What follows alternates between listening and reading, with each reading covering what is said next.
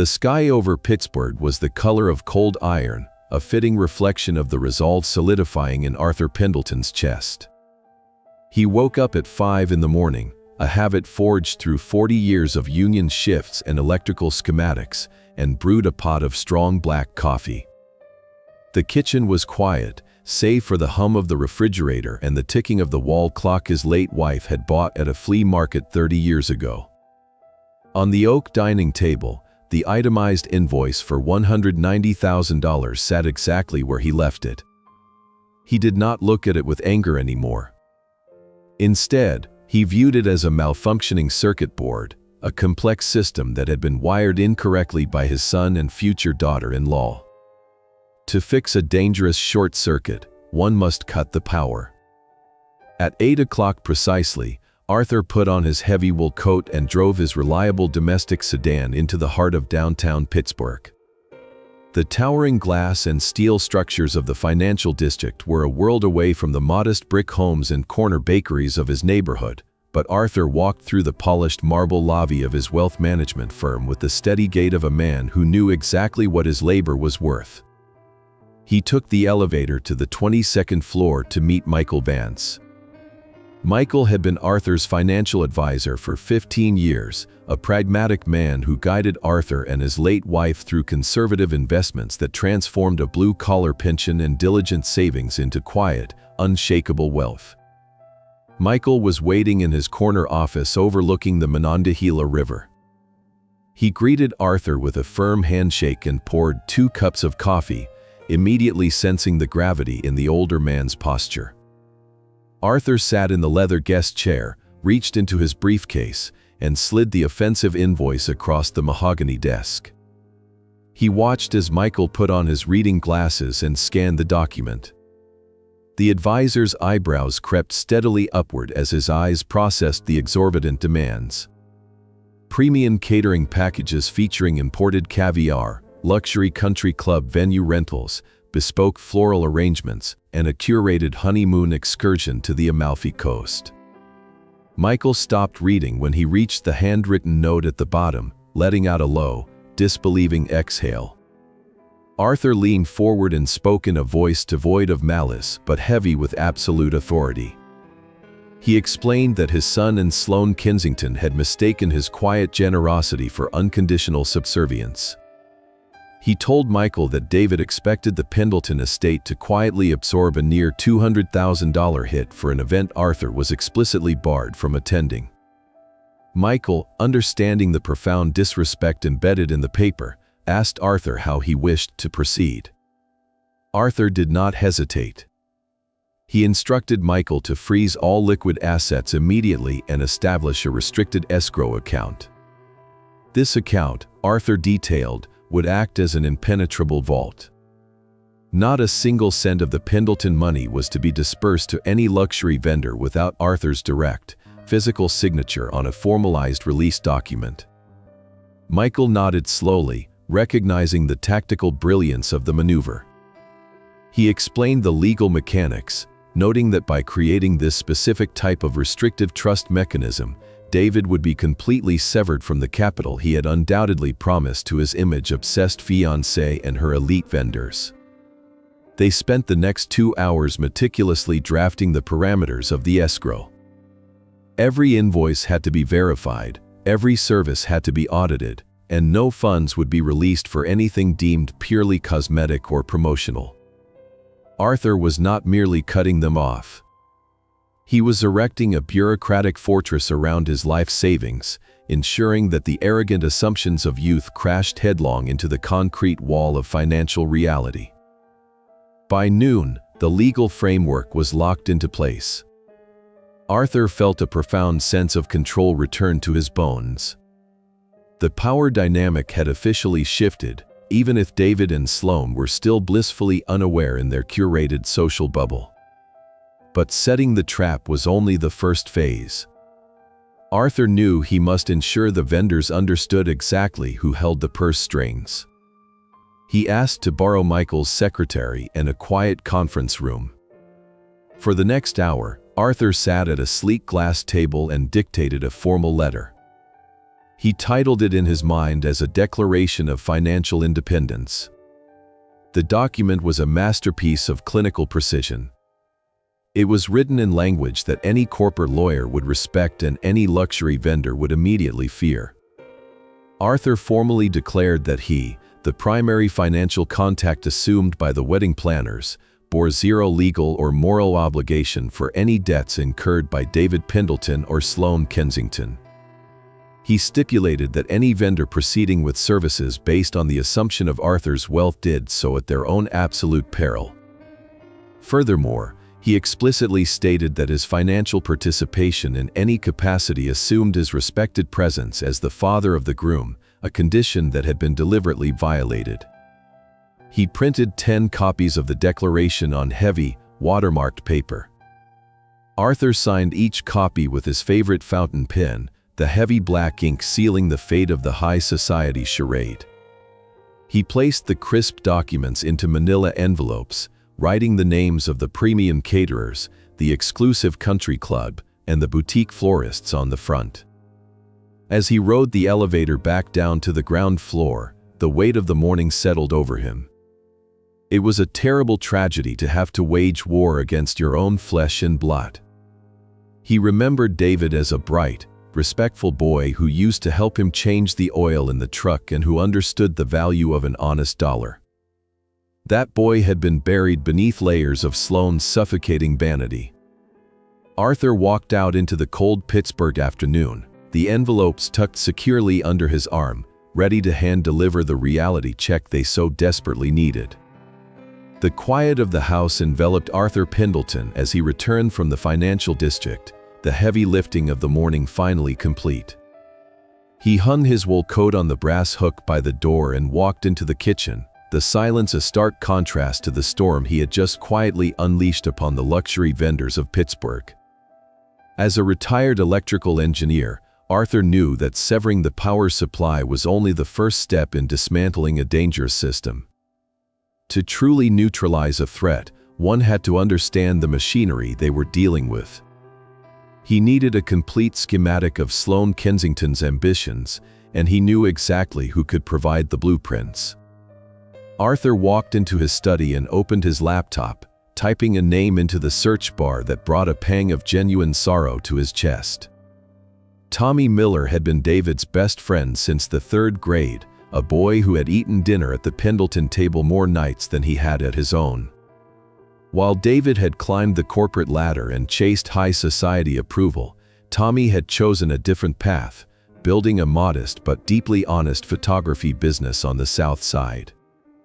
Tommy specialized in capturing real families, messy milestones, and unscripted joy. His work was authentic, grounded, and entirely devoid of the plastic perfection Sloane so desperately craved. Finding the business number, Arthur dialed the phone. Tommy answered on the second ring with the professional warmth that came naturally to someone who dealt in genuine smiles. When Arthur stated his name, the slight pause on the line spoke volumes before Tommy responded with a tone of deep, familial respect. Arthur did not waste time with pleasantries or dance around the issue. He stated simply that he needed a favor regarding David, acknowledging the awkwardness of the request. Tommy let out a heavy sigh, admitting that he had expected a call eventually, though perhaps not under these specific circumstances. With quiet resignation, Tommy explained the nature of his last interaction with his former best friend. David had reached out 6 months prior to ask about wedding packages, but when Tommy quoted his standard, highly reasonable rate, David had awkwardly backpedaled. He had stammered through an explanation that Sloane was looking for a photographer more aligned with their high-end aesthetic, someone who specialized in luxury event curation.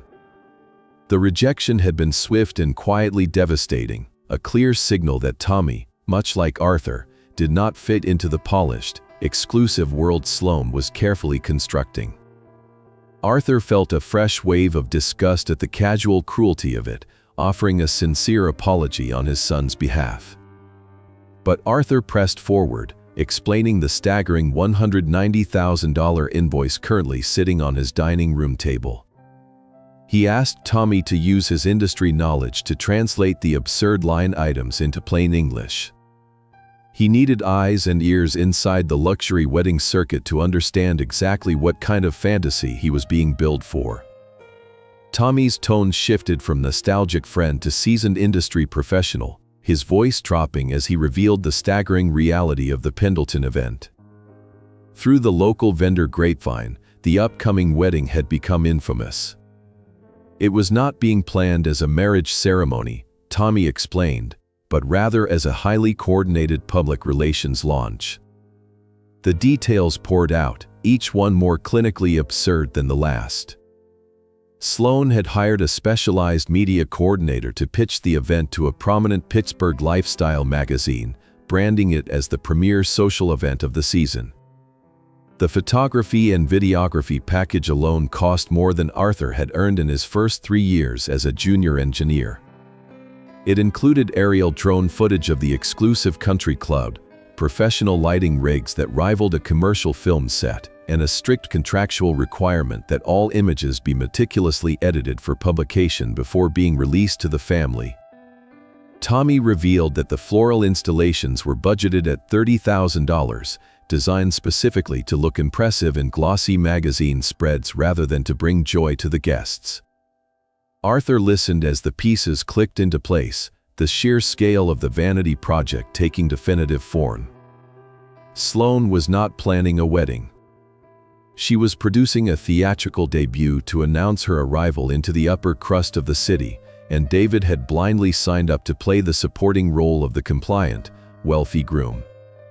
It was a massive image manufacturing operation, designed to fake a level of affluence they simply did not possess, subsidized entirely by a father who was deemed too blue-collar to be seen in the background of their photographs. Arthur asked Tommy if he could leverage his industry contacts to monitor the vendor networks, specifically looking for any shifts in payment schedules or signs of internal panic. Tommy agreed without a second of hesitation, his loyalty to Arthur far outweighing his lingering hurt over David's rejection. He promised to report back the moment the luxury caterers or the country club coordinators started whispering about delayed deposits or unverified accounts.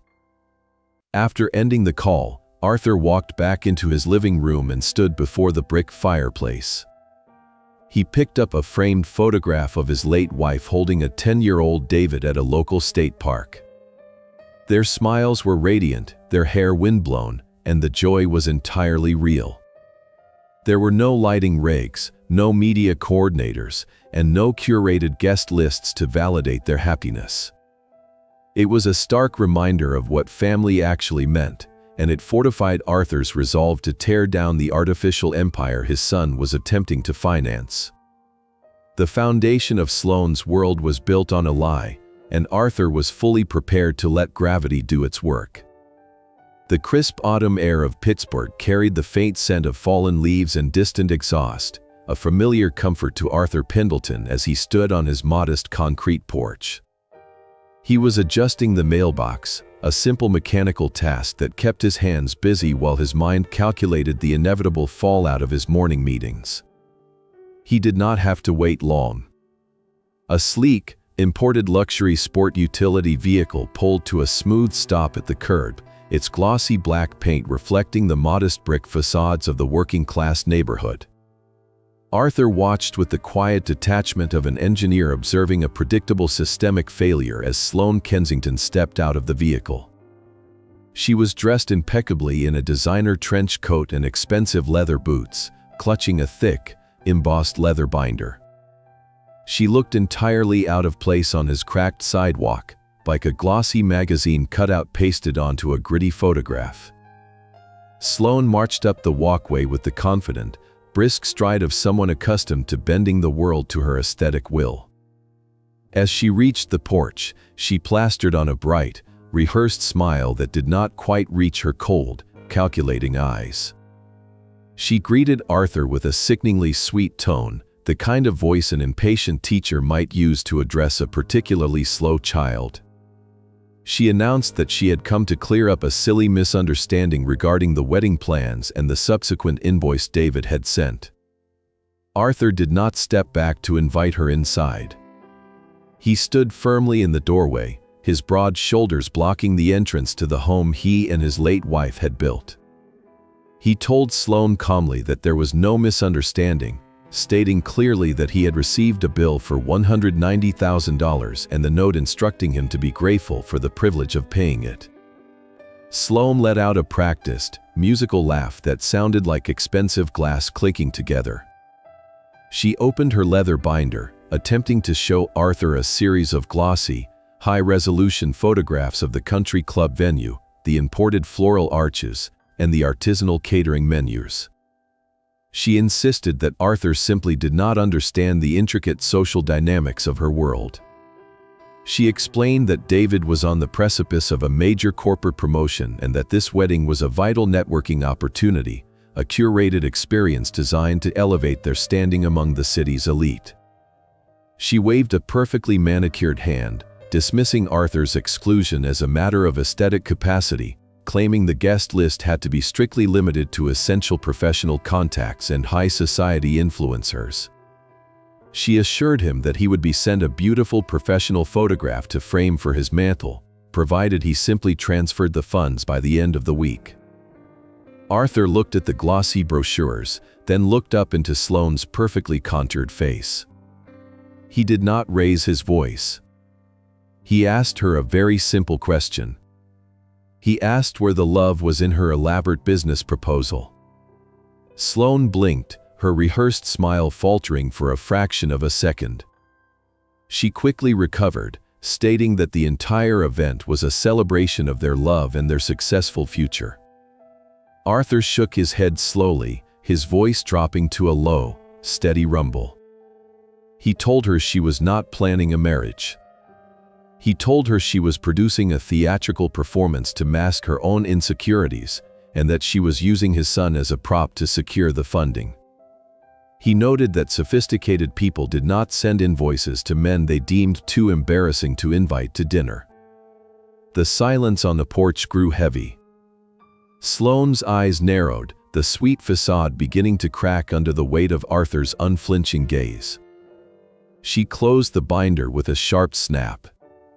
She dropped the condescending tone and demanded to know if Arthur was going to be difficult and ruin his son's future over a petty family grudge. Arthur reached into the interior pocket of his wool cardigan and withdrew one of the manila envelopes he had prepared in Michael Vance's office. He handed it to Sloane, who took it with a look of profound confusion. Arthur advised her to read the enclosed document very carefully. He explained that it was a formal declaration of his financial independence, and a copy had already been couriered to her luxury venue, her premium caterer, and her media coordinator. He watched her tear open the envelope and scan the heavy watermarked paper. He verbally guided her through the reality of her new situation. He informed her that every cent of his liquid assets had been locked into a highly restricted escrow account. He explained that no vendor would receive a single dollar without his direct, physical signature on a release form. Furthermore, he clarified that his signature came with ironclad conditions, the primary one being that his financial participation assumed his respected, physical presence at the event, and that zero funds would be released for decorative or promotional vanities. He told her that she had demanded his wallet while rejecting his humanity, and he was simply correcting the error in her accounting. Sloane's face flushed a deep, ugly shade of crimson. The document trembled in her hands as the sheer magnitude of her miscalculation washed over her. The mask shattered completely. She looked at Arthur with unmasked venom, calling him a bitter, small-minded old man who was actively trying to destroy the beautiful life she was building for his son. She threatened that David would never forgive him for this sabotage. Arthur simply smiled, a cold and measured expression. He replied that he would gladly accept his son's anger if it meant saving him from a lifetime of subsidizing her delusions. He advised her to figure out how to pay the non-refundable deposits that were due by Friday, and then he quietly stepped back and closed his heavy oak front door, leaving her standing alone on the porch with nothing but a piece of paper and the crushing weight of financial gravity. The late afternoon sun cast long, somber shadows across Arthur Pendleton's backyard, stretching toward the small greenhouse he and his late wife had built together by hand. Arthur was inside, methodically repotting a series of overgrown ferns, letting the dark, damp soil ground him after the turbulent events of the past 48 hours. The financial blockade he had orchestrated with Michael Vance was performing exactly as designed, sending visible shockwaves through the fragile ecosystem of Sloane Kensington's curated reality. The desperate phone calls from David had already begun, filled with panicked accusations and hollow corporate buzzwords about investing in their social capital. Arthur had held his ground, delivering cold truths about the difference between a marriage and a corporate merger, but the sheer panic in his son's voice had indicated a level of desperation that felt disproportionate even for a canceled luxury venue. The vibration of his cell phone against the wooden potting bench interrupted his thoughts. He wiped his hands on a canvas rag and answered the call, instantly recognizing the anxious, hurried tone of Tommy Miller on the other end of the line. Tommy apologized for calling so late in the day, but he insisted that the information he had just uncovered could not wait. Tommy had spent the better part of the afternoon leveraging every contact he had within the Pittsburgh luxury event circuit, digging specifically into the background of Sloane's heavily praised wedding planner, Tristan Hayes. Tristan was known as the premier architect of high society events, the man who could secure impossible bookings and orchestrate flawless public relations launches, but Tommy had discovered that floral arrangements and catering menus were only a small fraction of his actual business model. Arthur listened intently as Tommy explained the terrifying truth hiding behind Tristan's polished corporate facade. Tristan did not just plan weddings. He operated as what the industry quietly referred to as a lifestyle facilitator. When young, upwardly mobile professionals like David and Sloane wanted to project an image of extreme affluence that far exceeded their actual income, Tristan stepped in to bridge the gap. He connected these desperate social climbers with private, unregulated lenders who specialized in short-term, high-risk financing. Tristan arranged predatory loans designed specifically to cover exorbitant vendor deposits, taking a massive percentage of the transaction as a finder's fee while leaving the young couples burdened with toxic debt. A cold knot tightened in Arthur's stomach as the mechanics of the trap became clear. He asked Tommy for the exact numbers, his voice dropping to a low, clinical register. Tommy hesitated for a moment before delivering the devastating mathematics.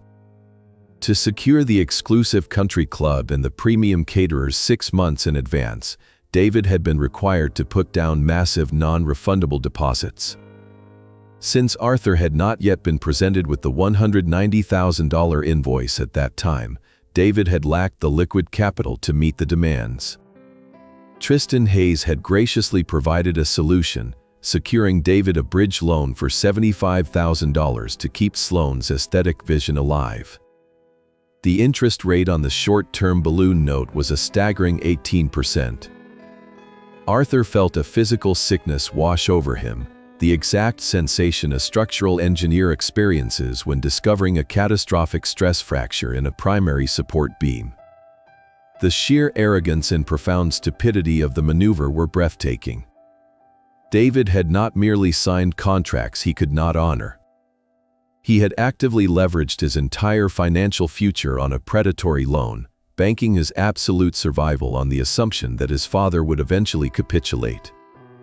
David had believed that when the time came, Arthur would simply stroke a check for the massive invoice, passively bailing him out and allowing him to pay off the principal, the exorbitant interest, and Tristan's hefty commission before the financial house of cards collapsed entirely. The pieces of the puzzle locked together with sickening clarity. This was why David had been so utterly frantic during their last phone call. It was not just about losing the luxury venue or facing embarrassment in front of Sloane's elite friends. If the vendor payments were not finalized, the entire facade would shatter, and David would be left holding a toxic $75,000 debt with an 18% interest rate, a financial anchor that would drag him into bankruptcy before his marriage even began. Tristan Hayes had built a predatory system that relied entirely on the guilt and unconditional financial surrender of wealthy parents, and David had willingly walked right into the jaws of the trap. Arthur thanked Tommy for his diligent work, his voice thick with a mixture of gratitude and profound sorrow. He hung up the phone and stood alone in the quiet humidity of the greenhouse, staring blindly at the dark soil covering his hands. The anger he had felt over the disrespect and the exclusion evaporated, replaced entirely by the heavy, suffocating burden of a father watching his child self-destruct. His son had traded his integrity and his future for a membership card to a world that saw him only as a mark to be exploited. Arthur realized that simply blocking the vendor payments was no longer sufficient. He could not just stand by and watch the bomb detonate. He had to actively dismantle the explosive device David had strapped to his own chest, and he had to expose the predator who had handed him the detonator. He walked back into his modest brick home, picked up the telephone in his study, and dialed Michael Vance's direct line. It was time to pull Tristan Hayes out of the shadows. Arthur instructed his financial advisor to arrange a face-to-face meeting with the wedding planner immediately, preparing himself to step into the sleek, artificial world of high society finance and deliver a lesson in true, unyielding power. The corporate offices of Tristan Hayes Event Management occupied the top floor of a sleek glass high-rise in downtown Pittsburgh, an environment meticulously designed to separate the wealthy from their money with as little friction as possible. Stepping off the elevator on Wednesday morning, Arthur Pendleton and his financial advisor, Michael Vance, entered a lobby dripping with minimalist artificiality. The floors were polished white marble, the furniture was angular imported leather, and the abstract art on the walls likely cost more than the foundation of Arthur's brick home. It was a space engineered to make ordinary people feel profoundly inadequate, but Arthur possessed the unshakable armor of a man who knew the precise value of honest labor. He did not feel intimidated by the high ceilings or the hushed, reverent tones of the reception staff. He felt the cold, analytical focus of an engineer preparing to inspect a critically compromised structure. Tristan Hayes emerged from a corner office wearing a bespoke tailored suit and a smile that did not extend past his perfectly capped teeth. He was younger than Arthur expected, radiating the slick, practiced charm of a man who dealt exclusively in other people's insecurities. He ushered Arthur and Michael into a glass-walled conference room overlooking the city skyline, offering imported sparkling water and adopting a tone of deep, empathetic concern.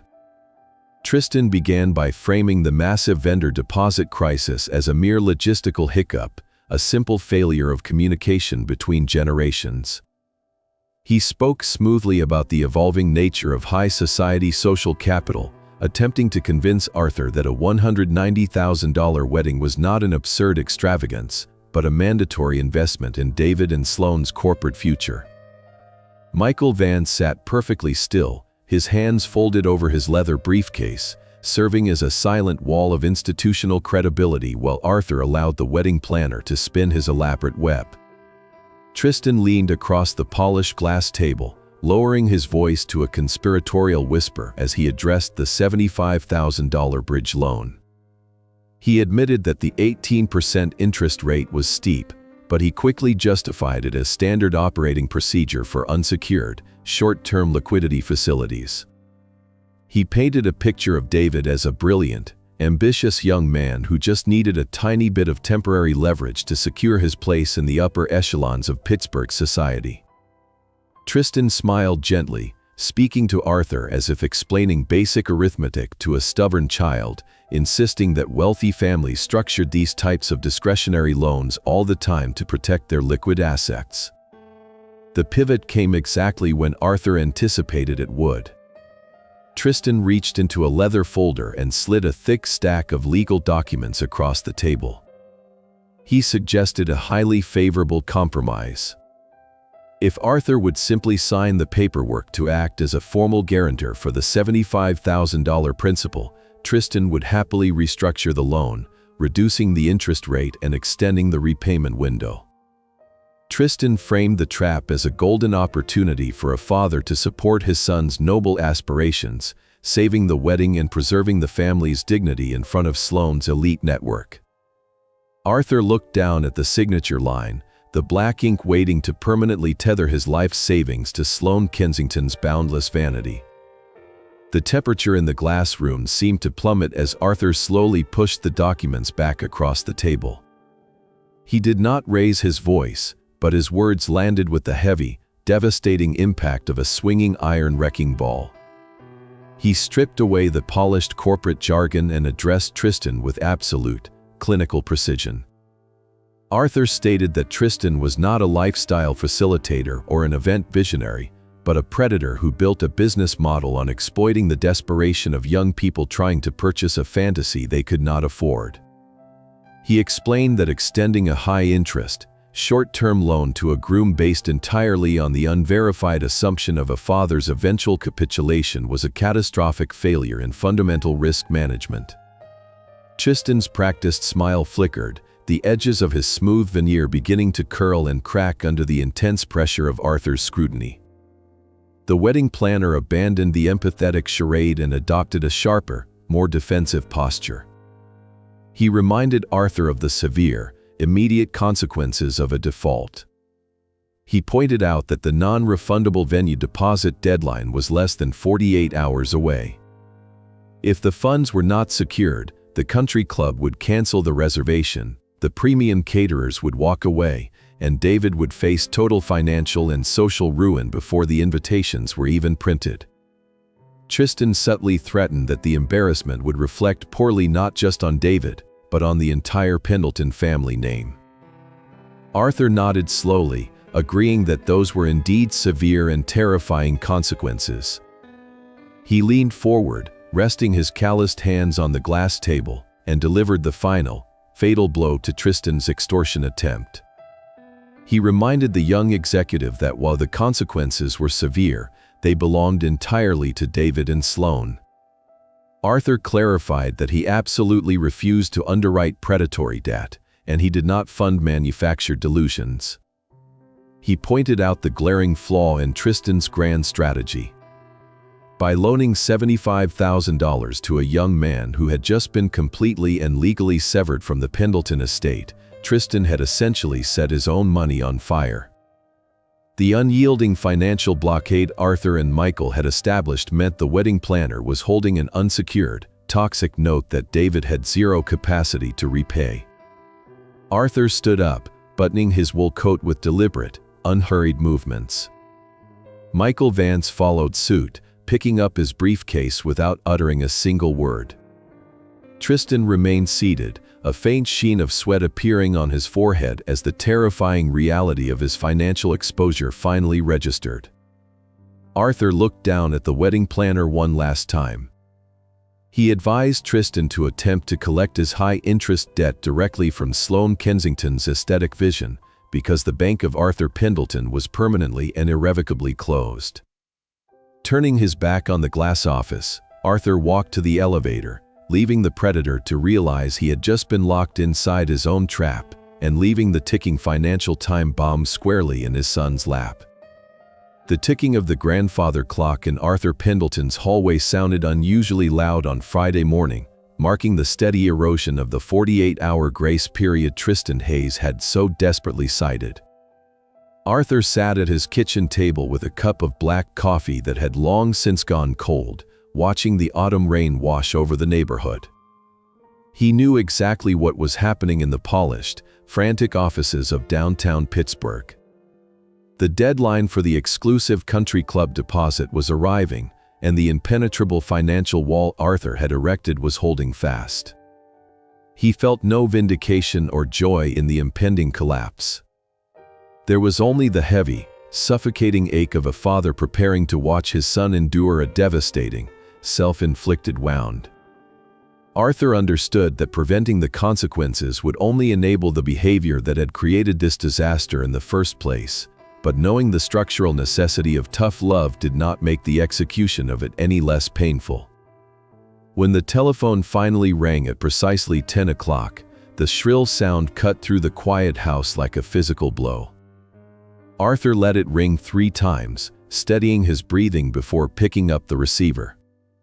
It was David, and the voice on the other end of the line was entirely stripped of the corporate arrogance and rehearsed condescension that had poisoned their recent interactions. David sounded small, terrified, and utterly broken. He did not ask how Arthur was doing. He immediately launched into a frantic, hyperventilating plea, his words tumbling over each other as he explained that the country club coordinator was literally on the other line, threatening to release their October date to a waitlisted corporate client within the hour if the wire transfer did not clear.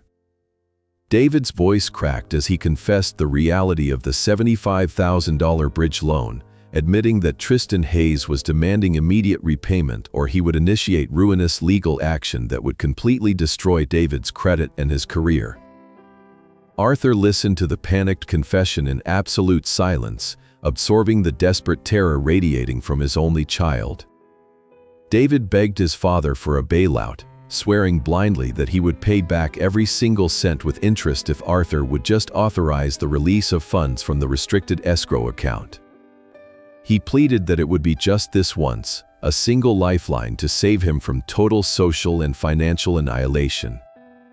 The words echoed in Arthur's ear, a haunting reminder of the countless times he had stepped in to smooth over the rough edges of his son's life. He thought about the tuition checks, the security deposits on luxury apartments, and the silent sacrifices he and his late wife had made to ensure David never had to struggle the way they had. Arthur realized with crystalline clarity that his quiet generosity had been weaponized into a profound sense of entitlement. Taking a deep, stabilizing breath, Arthur spoke into the receiver with a voice that was gentle but forged from unyielding steel. He reminded David of all the times he had offered his help, all the times he had freely given his resources out of genuine love, and how David had repaid that devotion by banning him from the very celebration he was expected to finance. Arthur stated plainly that he could not, and would not, authorize the release of a single dollar to cover the predatory debt or the absurd venue deposits. He explained that rescuing David from this catastrophic miscalculation would be the greatest failure he could commit as a father. It would teach David that arrogance carried no price, that respect could be discarded when inconvenient, and that family was merely an insurance policy against his own vanity. David began to openly weep, the sound tearing at the very foundation of Arthur's heart. Through his tears, David desperately invoked Sloane's name, crying that she would be humiliated, that her parents would be furious, and that she would inevitably leave him if the wedding was canceled. Arthur did not flinch.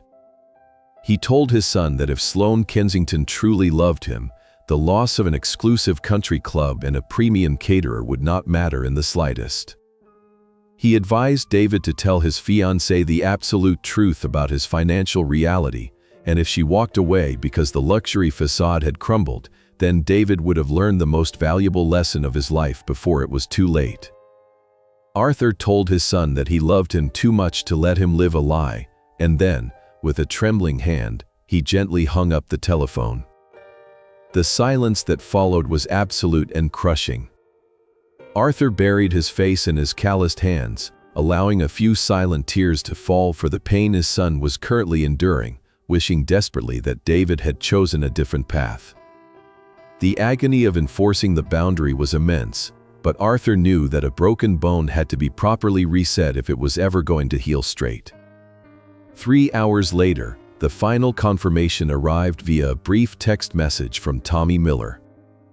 The message contained no gloating, only a solemn report from the front lines of the wedding industry. The exclusive country club had officially canceled the Pendleton reservation, releasing the date to another client. The premium caterers had withdrawn their services, and the media coordinator had severed the contract. The grand, $190,000 illusion had finally met the unyielding concrete of reality, and the house of cards had completely and utterly collapsed. The weekend arrived with a heavy, muted stillness settling over the Pendleton home. The explosive cancellations of Friday afternoon had left a resonant silence in their wake. Arthur spent his Saturday morning meticulously organizing his late wife's collection of classic literature, finding comfort in the predictable order of the alphabet and the scent of old paper. His quiet reflection was interrupted by the sound of tires crunching on the gravel driveway. Tommy Miller stepped out of his modest compact car, clutching a thick manila envelope against his chest like a shield. The young photographer looked exhausted, his face carrying the grim weight of a messenger bearing terrible news. Arthur opened the front door before Tommy could even knock, ushering the young man into the warmth of the kitchen and pouring 2 cups of dark roast coffee. Tommy did not smile. He simply slid the heavy envelope across the polished oak table, warning Arthur that the financial rot ran far deeper than luxury catering and country club deposits. Arthur opened the metal clasp and emptied the contents onto the table. A dozen high-resolution photographs spilled out, accompanied by several photocopied financial forms. The images captured Sloane Kensington impeccably dressed, striding confidently into the premier luxury real estate brokerage in downtown Pittsburgh. Subsequent photos, discreetly taken through the expansive glass windows of the agency, showed her sitting across from a senior broker, animatedly pointing at glossy brochures of multi-million-dollar penthouses overlooking the Allegheny River. Tommy explained that a trusted colleague who managed commercial properties had recognized Sloane from her highly publicized social media presence. The colleague had discreetly forwarded the information to Tommy, knowing the volatile nature of the upcoming high society wedding. Arthur picked up the financial documents, his trained engineer's eye immediately zeroing in on the structural anomalies. They were mortgage pre-approval applications. Sloane had initiated the preliminary paperwork to purchase a luxury condominium priced at precisely $2,500,000. Arthur noted with a sickening clarity that the declared household income on the application was entirely fabricated, exceeding David's actual corporate salary by a factor of 4. The only way the mathematics could possibly align was if Sloane had explicitly factored the full liquidation of Arthur's retirement accounts into her monthly debt-to-income ratio. The staggering audacity of the scheme settled over Arthur like a suffocating blanket of winter frost. The $190,000 wedding invoice had never been the final destination. It was merely the down payment, the initial stress test of the Pendleton family's financial boundaries. Sloane was not merely looking for a lavish party to impress her elite social circle. She was systematically engineering a permanent lifestyle upgrade, intending to use David as the legal conduit to siphon Arthur's hard-earned wealth for the rest of his natural life. Arthur thanked Tommy for his unwavering loyalty and profound diligence. As soon as the young photographer departed, Arthur picked up his telephone and dialed his son's number. David answered with a voice that sounded hollow and completely defeated, likely still reeling from the social humiliation of the canceled country club reservation. Arthur did not offer comfort or extend an olive branch. He delivered a firm, non-negotiable summons, instructing David to come to the house immediately to review something of absolute, critical importance. 30 minutes later, David walked through the front door, looking a decade older than his 28 years. The pristine corporate confidence he usually wore had completely evaporated, replaced by the slumped posture of a man carrying the wreckage of his own arrogance. He sat at the kitchen table, refusing to make eye contact, staring blankly at his hands. Arthur did not waste time with gentle transitions. He pushed the scattered photographs and the pre-approval applications across the oak surface, directly into his son's line of sight. He instructed David to look very closely at the life his fiancée was secretly building behind his back. David picked up the first photograph, his brow furrowing in confusion. He recognized the real estate agency, but he slowly shook his head, muttering that they had explicitly agreed to rent a modest apartment in the suburbs for their first year of marriage. Arthur remained silent, allowing the visual evidence to dismantle the lie piece by piece. David's eyes moved from the photographs to the financial applications, his gaze locking onto the staggering purchase price and the entirely fabricated income declarations. The color drained from his face as he read the numbers. Arthur spoke with a voice devoid of anger, offering only the clinical, devastating truth. He explained the mathematics of the mortgage, pointing out that the required down payment alone would consume David's entire liquid savings and deeply cannibalize Arthur's escrow accounts. He told his son that the wedding was never an isolated event. It was a calculated point of entry. Sloan had looked at David and seen a highly susceptible host, a young man so desperate for social validation that he would willingly bankrupt his own family to keep her satisfied. Arthur elaborated on the sheer legal peril David had narrowly avoided. If they had married and Sloan had executed these contracts, David would have been legally bound to a $2,500,000 anchor.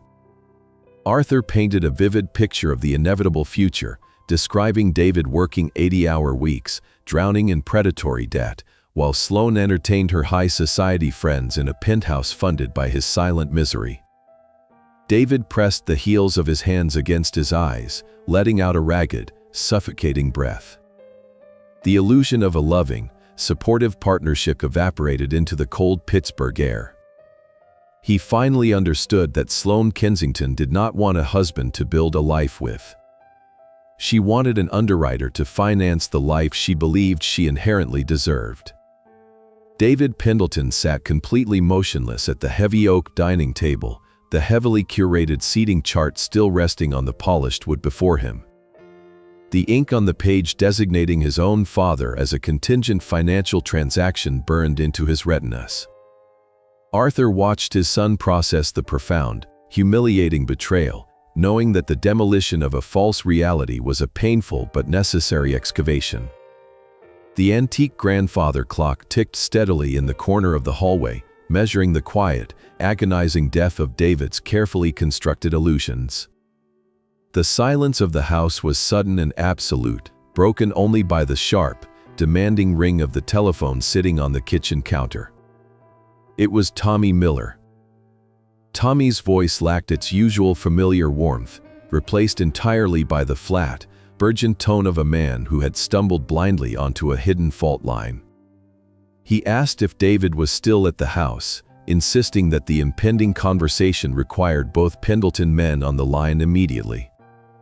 Arthur activated the speakerphone function, resting the device securely on the table between them. Tommy took a deep breath and explained that his ongoing investigation into the predatory wedding planner had inadvertently opened a secondary, far more disturbing channel of information. While tracking Tristan Hayes and the luxury vendor network through the city, Tommy had discovered a bizarre corporate filing linked directly to Sloan Kensington's personal Social Security number. It was a limited liability company, registered precisely 2 weeks after David had proposed with his grandmother's diamond. The shadow company was officially registered with the state as Kensington Lifestyle Consulting, listing a private mailbox rental in a high-rent commercial district as its primary operating address.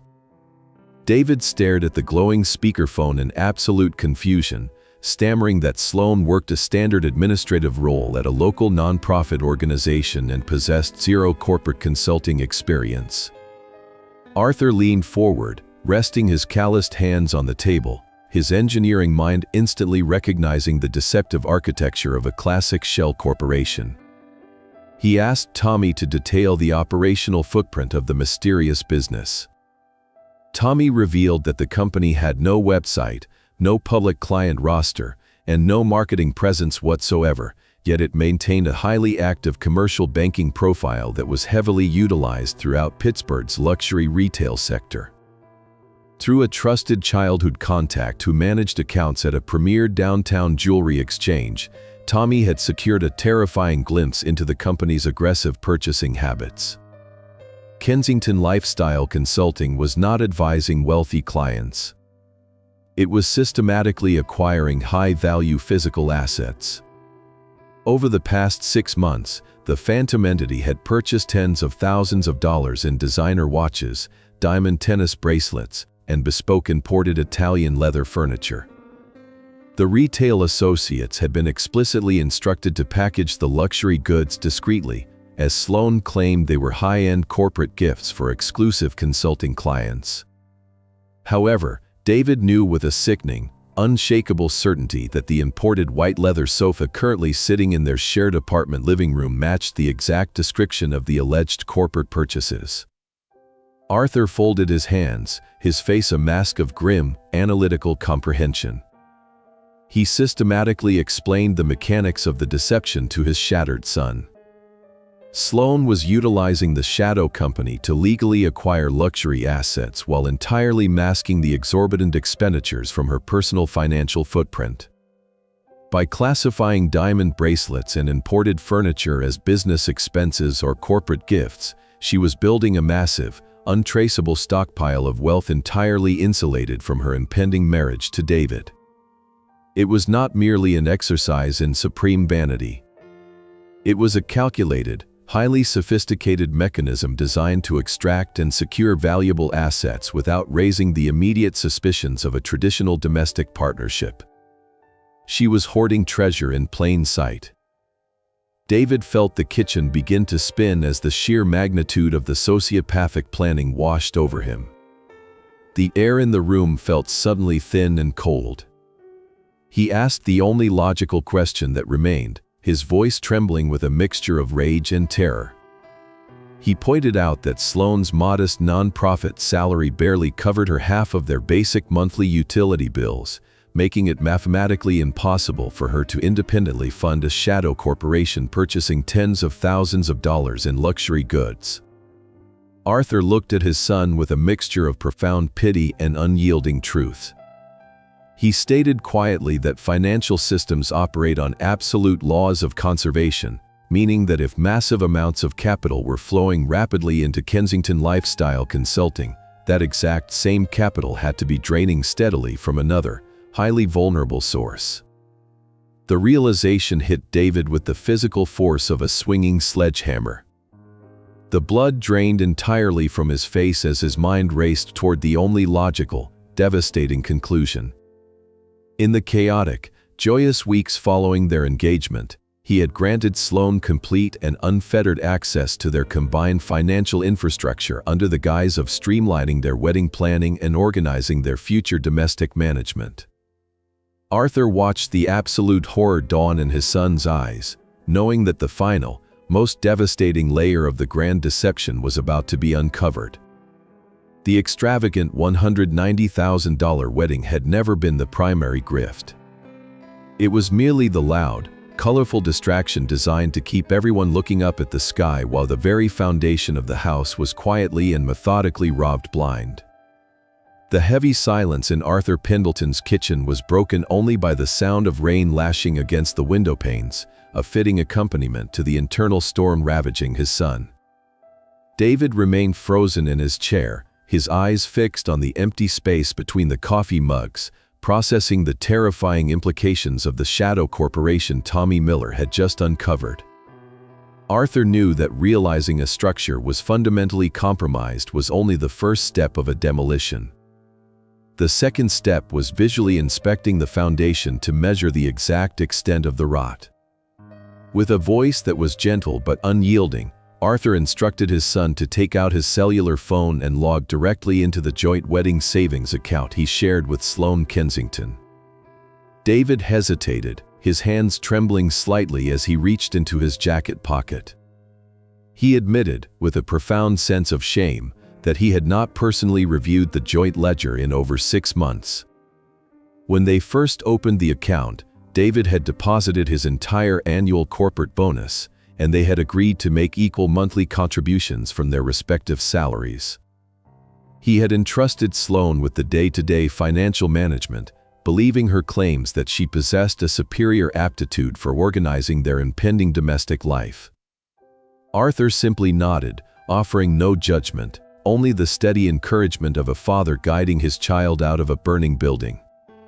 He told David that trust was a noble quality, but blindly trusting someone who demanded the exclusion of his own family was a catastrophic failure in judgment that needed to be corrected immediately. The digital screen illuminated David's pale face as the banking application slowly loaded. He navigated to the joint savings portal, his breath catching in his throat as the summary page materialized.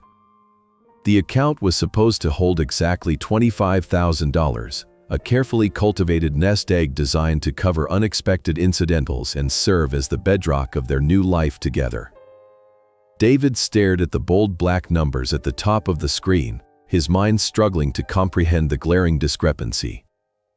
The current available balance was exactly $3,000.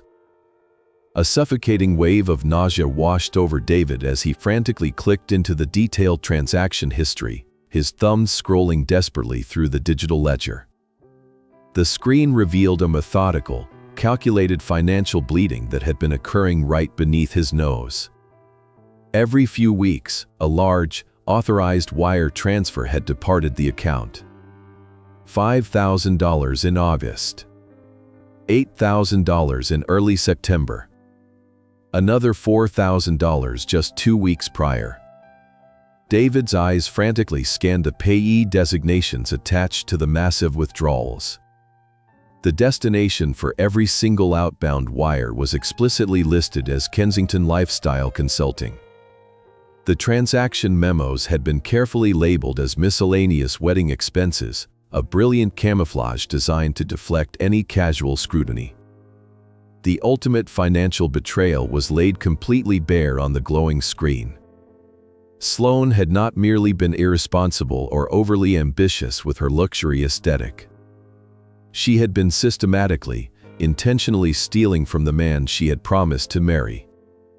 She had drained his hard-earned corporate bonuses, funneling his labor directly into a shadow corporation to purchase imported leather furniture and diamond tennis bracelets that she fully intended to keep isolated from their marital assets.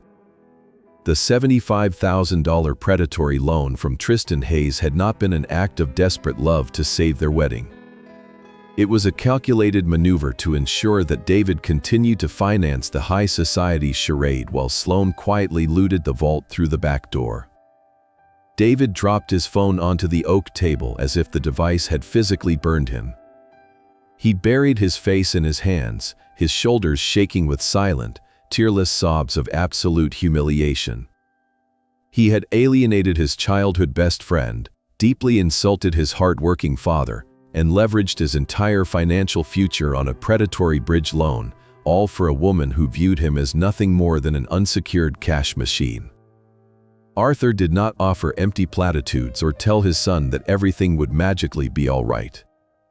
He reached across the table and placed a heavy, calloused hand on David's shaking shoulder, anchoring him to the reality of the room.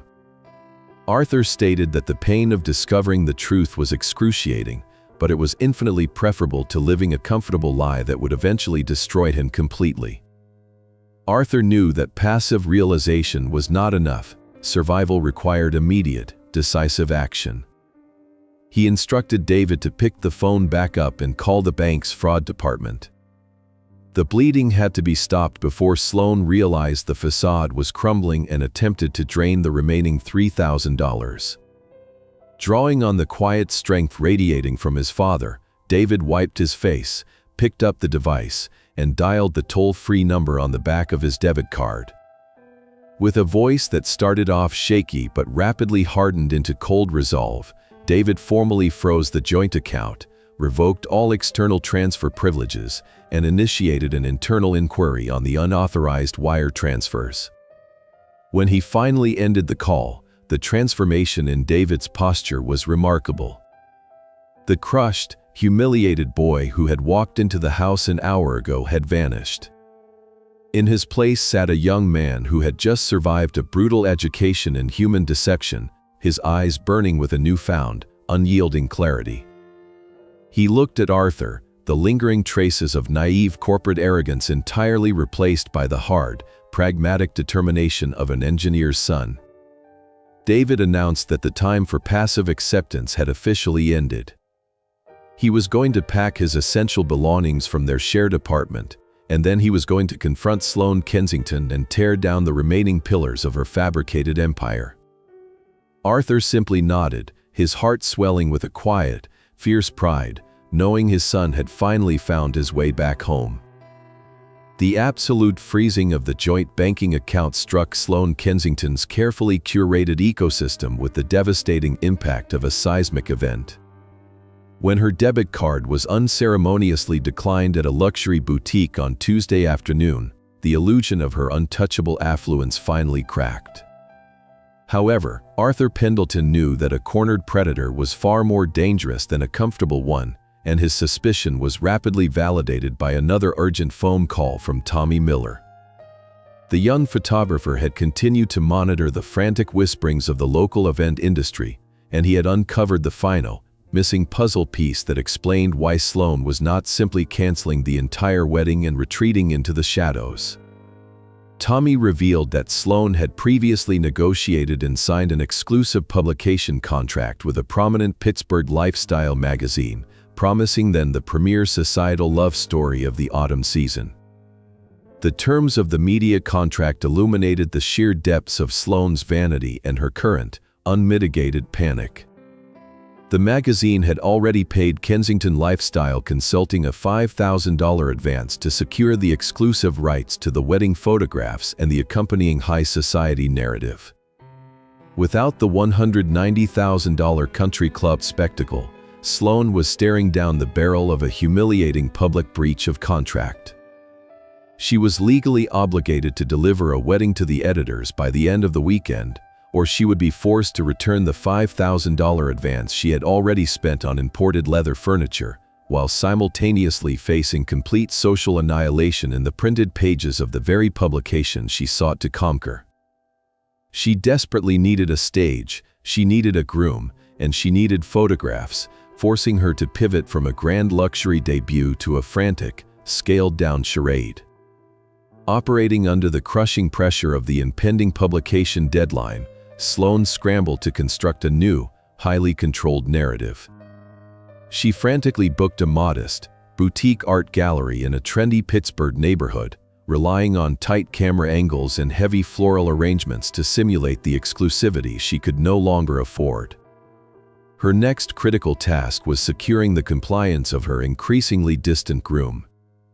David had spent the last 48 hours quietly packing his essential belongings into cardboard boxes, processing the absolute devastation of the shadow corporation his father had helped him uncover.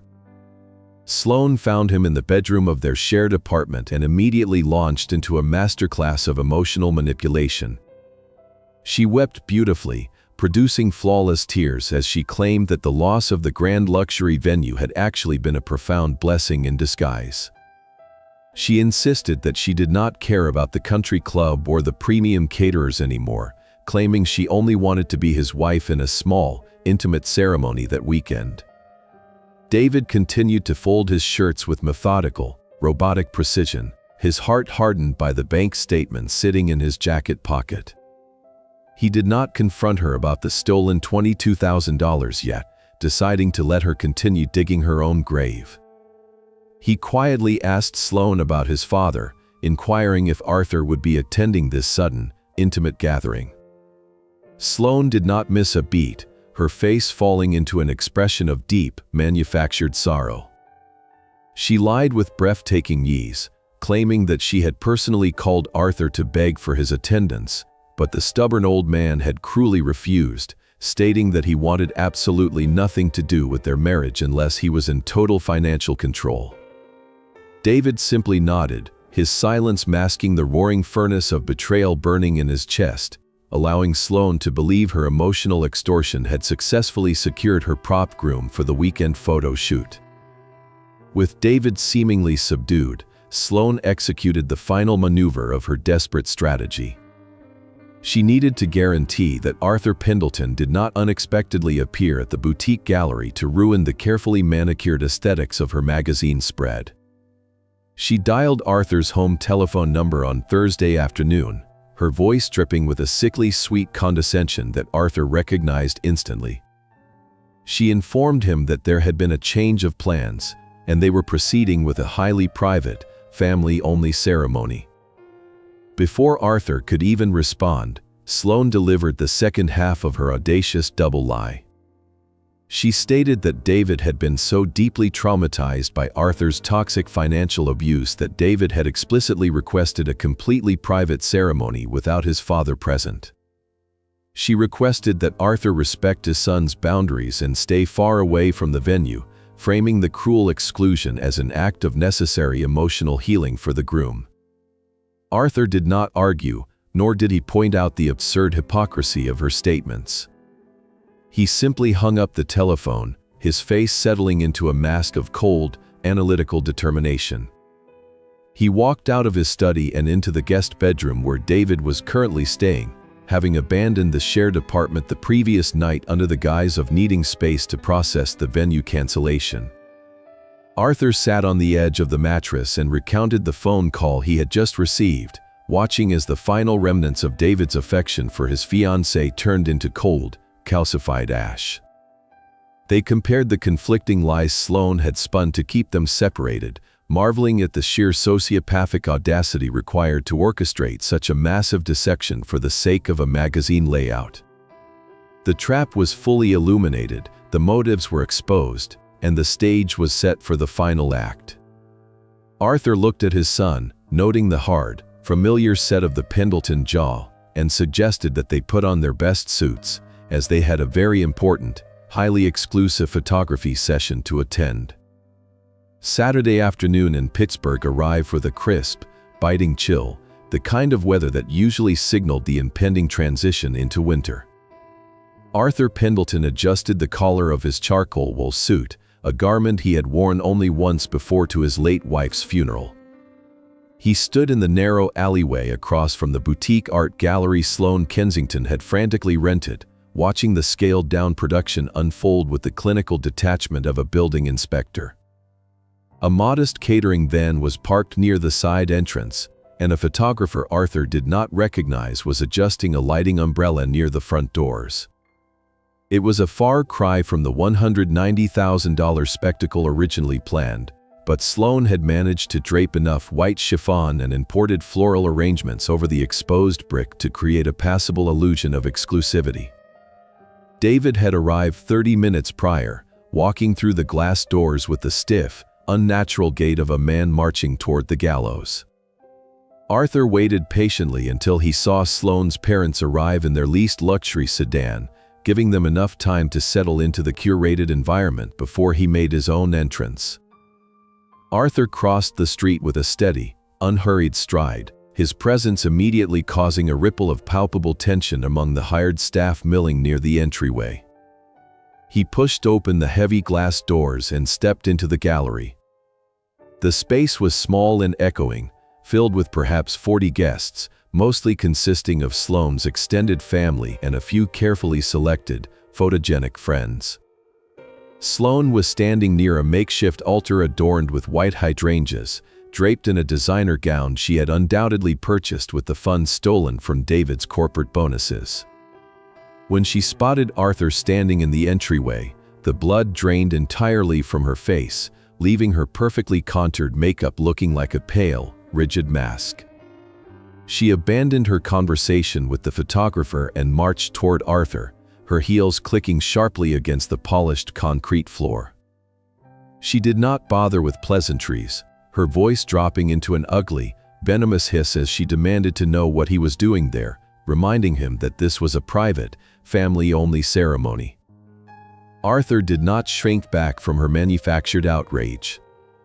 He looked down at her with the calm, terrifying authority of a man holding all the structural blueprints to her fragile life. He stated clearly, his voice carrying just enough volume to turn the heads of the nearest guests, that he was attending his only son's wedding, a right that no amount of stolen money or magazine contracts could ever revoke. Sloane's eyes widened in sheer panic, her gaze darting nervously toward the photographer she had hired to document her exclusive social triumph. She stepped closer, attempting to physically block Arthur's path into the main room, her voice trembling with barely suppressed rage. She told Arthur that David did not want him there, claiming that his toxic financial manipulation had deeply traumatized her groom. She ordered Arthur to leave immediately before she had security forcibly remove him from the premises. The commotion near the entrance had finally drawn the attention of the groom. David emerged from a side corridor, stopping dead in his tracks when he saw his father standing firm against Sloane's frantic defensive line. Sloane spun around, her face instantly morphing from vicious anger back into the practiced mask of a devoted, distressed bride. She reached out for David, her voice thick with manufactured tears, crying that Arthur had crashed their private sanctuary to ruin their special day. She begged David to tell his father to leave so they could finally heal and be happy together. David looked at Sloane, his eyes completely devoid of the blind adoration that had anchored him for the past 2 years. He looked past her, meeting Arthur's steady, unyielding gaze, and the final remnants of his naive illusions burned away into nothingness. David stepped forward, gently but firmly removing Sloane's manicured hands from his tuxedo jacket. He spoke in a voice that was quiet, but possessed a resonant clarity that commanded absolute silence in the echoing gallery. He addressed Sloane directly, stating that Arthur had every right to be there, because the lie she had told to keep them separated had officially expired. Sloane faltered, a genuine look of confusion breaking through her panic. David systematically dismantled her narrative in front of her assembled family and the hired photographer. He told her he knew exactly what she had told Arthur on Thursday afternoon, and he knew exactly what she had claimed about Arthur refusing to attend. The entire room fell into a stunned, breathless silence as the polished facade of the high society bride began to publicly disintegrate. Cornered and desperate, Sloane abandoned the weeping bride routine entirely. The mask shattered completely, revealing the cold, calculating cruelty underneath. She raised her voice, no longer caring who heard her venom. She pointed a trembling finger at Arthur and screamed that he was nothing but a bitter, blue-collar relic who did not understand how the world actually worked. She called him an embarrassment, a cheap, stubborn old man who was actively destroying his son's only chance at true social elevation. She turned to David, demanding that he choose right then and there between the sophisticated, beautiful future she was offering, or the pathetic, suffocating mediocrity of his father's working-class roots. She threatened that if David humiliated her by siding with Arthur, she would cancel the wedding entirely and he would lose everything. David looked at the woman he had almost married, seeing her clearly for the very first time. He saw the stolen corporate bonuses, the shadow corporation, the predatory loans, and the bottomless, insatiable void of her vanity. He looked at Arthur, seeing the calloused hands that had built his life, the quiet sacrifices, and the unyielding integrity that had saved him from total destruction. David smiled, a small, sad expression of profound relief. He told Sloane that she could not cancel a wedding that was never truly real to begin with. He turned his back on the white hydrangeas, the hired photographer, and the shattered illusion of Kensington lifestyle consulting. He walked over to his father, the two Pendleton men standing shoulder to shoulder in the quiet gallery. Without looking back, David and Arthur walked out through the heavy glass doors, leaving Sloane Kensington standing alone at the altar with nothing but the suffocating weight of her own lies.